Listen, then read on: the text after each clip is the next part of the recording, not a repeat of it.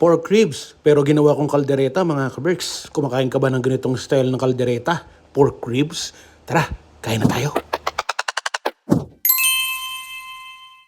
Dahil nga sa dito ako nagtatrabaho sa store, alam ko kaagad kung ano yung mga sale ng mga produkto nila rito. Kagaya nga ngayon itong pork ribs. Magkano ko lang tong nabili? Lilinisin ko lang saglit at ito yung lulutuin natin para sa araw na to. Naalala ko tuloy nung nagtatrabaho ako sa Tony Romas dito sa Banff. Halos 10 boxes ng ribs, ng baby back at kung ano-ano pa yung mga niluluto ko sa araw-araw. Huhugasan ko lang ng mabuti itong mga hiniwa kong spare ribs or pork ribs. Tapos titimplahan ko na siya kaagad ng toyo at saka ng lemon. Lalagyan ko sana ng pineapple juice pero walang pineapple juice dito sa bahay at saka okay na tong lemon. Lalagyan ko nga rin pala ng konting powder mix kung anong gusto nyo ilagay dyan. Bahala na kayo. Tapos hahaluin lang natin to, lalamasin lang natin to ng ating kamay. Saka ako minarinate o binabad ko lang siya ng mga 1 oras. Pagkatapos pinrito ko na siya. Actually hindi nga prito to isi-sears ko lang siya. Pagkatapos ibabaligtarin ko para kahit papaano medyo brown ng konti yung kanyang kulay. Maya-maya pa, binaligtad ko na nga silang lahat. Pagkatapos, sinalo ko lang sila ng dahan-dahan at iniligay ko sa isang tabi dahil iniluto ko naman yung ating bawang at saka yung sibuyas. Isosote ko lang ng konti itong ating mga aromatics. Pagkatapos, ihahalo ko na rito sa ating mga buto-buto. Yung pinagbabaran nga pala natin kanina ng ating mga buto-buto, isasama ko na rito. Tapos, lalagyan ko lang siya ng konting tubig at pakukuluan ko lang siya ng mahinang kalan o mahinang apoy para palambutin ng mga buto-buto na yan. Habang pinapalambot ko yung mga buto-buto, nag-prepare na rin ako ng carrots at saka ng patatas. Tapos ang gagawin ko, piprito ko itong mga to para ilalagay ko mamaya sa ating nilulutong mga pork ribs. Habang niluluto ko yung patatas, balik naman ako dito sa pork ribs. Nilagyan ko naman siya ng tomato sauce. Dapat tomato paste pero wala ako noon. Tapos konting powder na pampalasa, ng sili, ng paminta. Saka ko hahaluin ng bahagya at saka tatakpan natin para palambutin natin mabuti yung ating mga buto-buto na yan. Mga 45 minutes ko rin siyang pinakukulo sa low heat. Ngayon medyo malambot na siya. At lalagyan naman natin ngayon ng peanut butter. Wala akong cheese, wala akong cheese whiz. Minsan gumagamit ako ng cheese whiz sa mga ganitong pagluluto ko Ilalagay ko na ngayon itong mga patatas at saka carrots. Okay na, panalo na yan, luto na yan. Konting kulo na lang yan para magkalasa yung patatas at carrots. Bell pepper, lalagyan natin pero walang bell pepper dito sa bahay. So ang gagawin ko, nilagyan ko na lang siya ng green peas para may ka-contrast na kulay kahit papaano. Ano nga ba itong niluto ko ngayon? Ang niluto ko ngayon ay hindi kaldereta na niluluto mo. Ito ay kaldereta na luto ko. O yan, malinaw ha.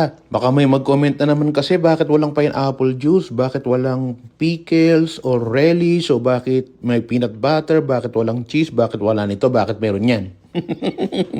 Tara mga kaberks, kain na tayo. Kain na kami ni Angelo at maya-maya papasok na kami sa trabaho at yung ibang